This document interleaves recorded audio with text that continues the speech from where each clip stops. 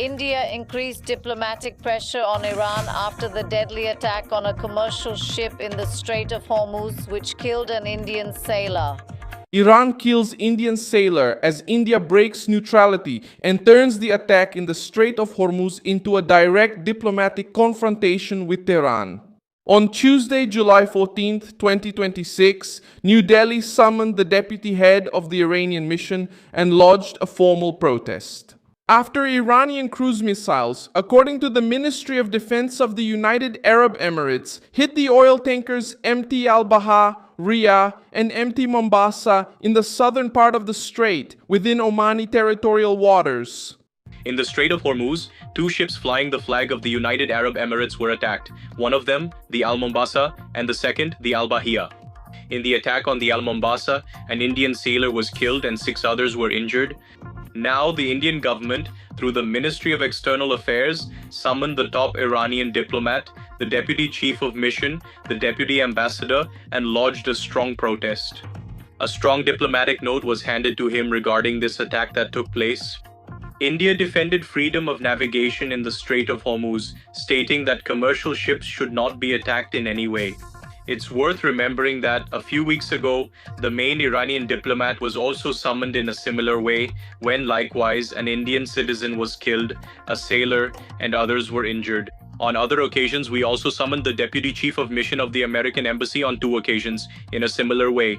But this morning, the Ministry of External Affairs summoned the deputy.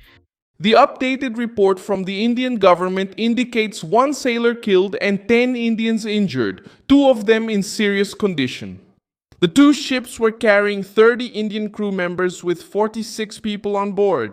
The fires have been brought under control, but the death broke the restrained stance that India had been taking regarding the war and put Tehran up against a nation with economic, diplomatic, and maritime influence in the region. The 2 oil tankers were sailing through the southern passage of the Strait of Hormuz when they were hit.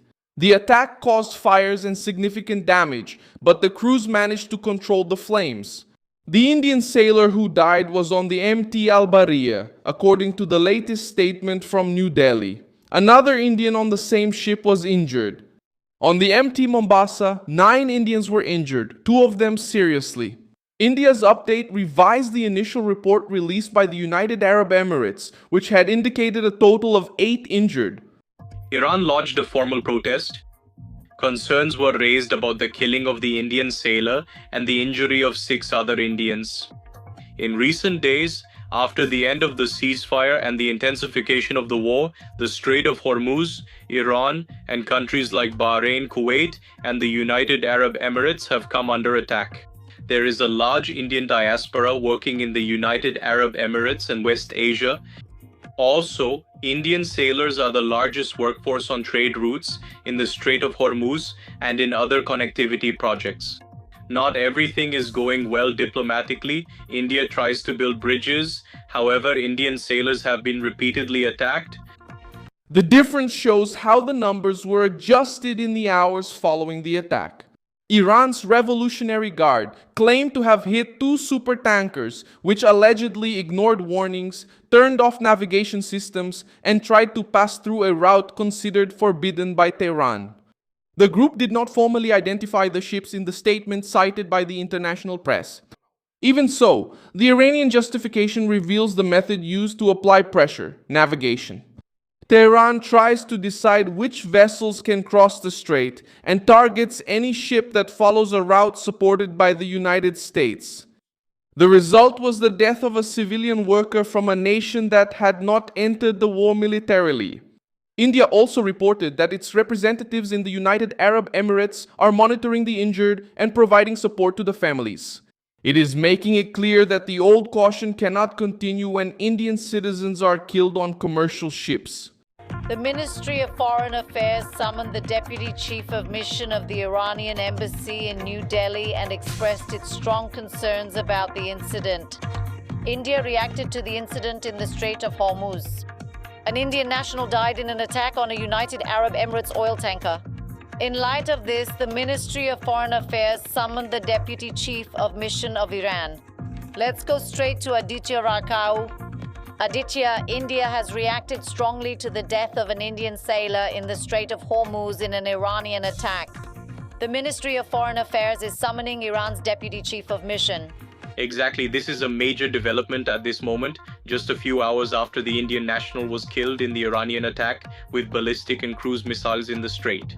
The pressure on Iran increased because the United Arab Emirates also classified the attack as a serious violation of international law and stated that they reserve the right to respond. Jordan condemned the action, declared solidarity with the United Arab Emirates, and sent condolences to India. The attack was not limited to a dispute between Washington and Tehran. Donald Trump kept up the pressure in the following hours. The President of the United States said that he intends to target the so-called Peakex Mountain, an underground complex near Natanz. The so-called Peakex Mountain, an underground complex near Natanz. The statement revives Trump's old line of thinking on Iran.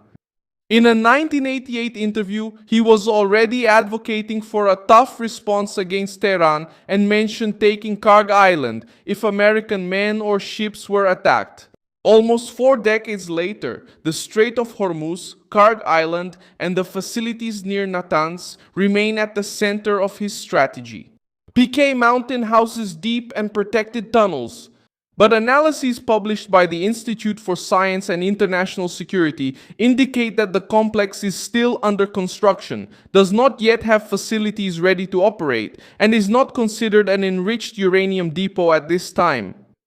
Trump acknowledged that the United States is not monitoring activity at the site, but said that an attack could happen soon. Washington's logic seems to be preventive, to prevent a structure that is still incomplete from later being turned into a protected nuclear facility. The risk is opening up yet another front of attack at a time when the conflict is already reaching civilian ships and bases established in other nations.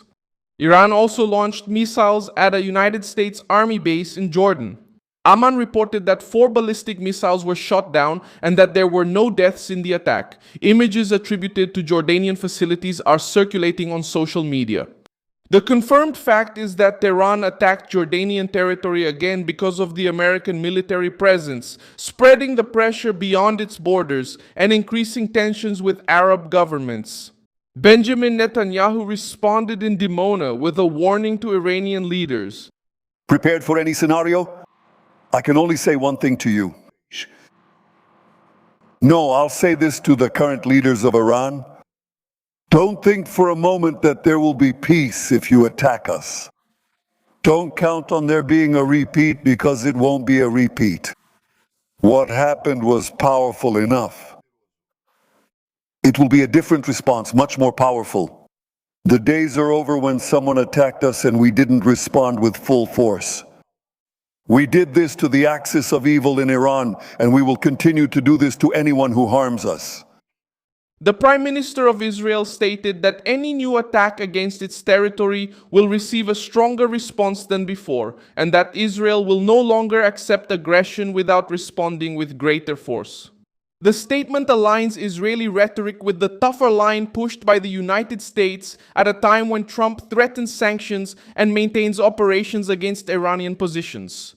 China called for calm, preservation of the ceasefire, and the resumption of safe passage through the Strait of Hormuz. Beijing talks about protecting civilians, but also defends its direct economic interest. Data cited by Reuters shows that China bought more than 80% of Iranian oil. Meanwhile, independent Chinese refineries absorbed about 90% of Iranian shipments in March 2026. A prolonged war threatens the energy supply, prices, and Chinese influence over Tehran. That's why Beijing is trying to prevent the conflict from destroying Iran's main trade route. Thank you very much for watching this video until the end. Support our project and contribute financially using the Pix key shown on your screen. We are an independent channel focused on bringing you the truth. Your contribution helps us keep going.